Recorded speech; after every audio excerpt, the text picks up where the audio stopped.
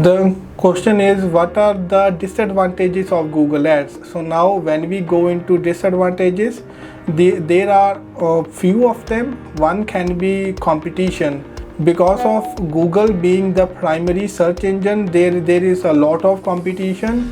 There's like for one keyword there can be 20 plus competitors in that specific location that will be trying to compete for the same ad position. So one thing can be the competition, the second can be the CPC. So now the CPC means the cost per click.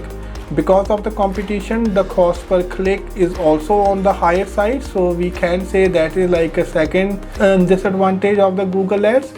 But these two are the only ones, but we don't really need to look at the disadvantages.